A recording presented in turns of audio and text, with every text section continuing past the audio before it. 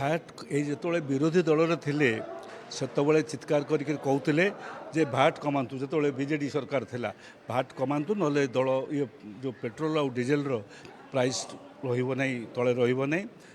ଆଜି ନିଜେ ସରକାରକୁ ଆସିଲେଣି ଏବଂ ଡବଲ ଇଞ୍ଜିନ୍ ସରକାର, କେନ୍ଦ୍ରରେ ତାଙ୍କର ସରକାର, ରାଜ୍ୟରେ ବି ସେ ସରକାର। ତୁରନ୍ତ ଭାଟ୍ କମାଇବା ଦରକାର। ତାର କାରଣ ହେଉଛି ଆପଣମାନେ ଆହୁରି ଦଳ ବଢ଼ିବ।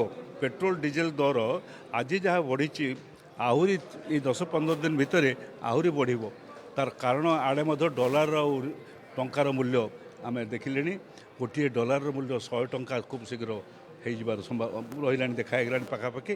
ତେଣୁ ସେଇ ଦୃଷ୍ଟିରୁ ଲୋକମାନଙ୍କ ଉପରେ ଯେଉଁ ତେଲର ଯେଉଁ ବୋଝ, ପର୍ଟିକୁଲାରଲି ଲୋଅର ମିଡ଼ିଲ୍ କ୍ଲାସ୍ ଆଉ ମିଡ଼ିଲ୍ କ୍ଲାସ୍ ପରିବାର ଉପରେ ଏବଂ ଯୁବକମାନଙ୍କ ଉପରେ ଯେଉଁମାନେ ସବୁ ବାହାରକୁ ଯାଉଛନ୍ତି ସେମାନଙ୍କ ଉପରେ ତେଲର ବୋଝ ଅସହ୍ୟ ହେଲାଣି, ଦିନକୁ ଦିନ ବଢ଼ିବାରେ ଲାଗିଛି। ଓଡ଼ିଶା ସରକାର କମାଇବା ଦରକାର, କାରଣ ଓଡ଼ିଶା ସରକାର ନିଜେ କହୁଥିଲେ ଯେ ଭ୍ୟାଟ୍ କମାଅ ଯେତେବେଳେ ବିରୋଧୀ ଦଳରେ ଥିଲେ। ଆଜି ନିଜେ ସରକାରରେ ଅଛନ୍ତି ଏବଂ ତାଙ୍କ ସରକାର କେନ୍ଦ୍ରରେ ଅଛନ୍ତି, ଉଭୟ ଅଛନ୍ତି। ଏଣୁ ତୁରନ୍ତ ଭ୍ୟାଟ୍ କମାଇବା ଦରକାର। ଯେଉଁ ପେଟ୍ରୋଲ ଡିଜେଲ ଉପରେ ଯେଉଁ ଟିକସ ଅଛି, ରାଜ୍ୟ ଟିକସ, ତାକୁ କମେଇକିରି ଲୋକଙ୍କ ଉପରୁ ଚାପ କମାଇବା ଦରକାର।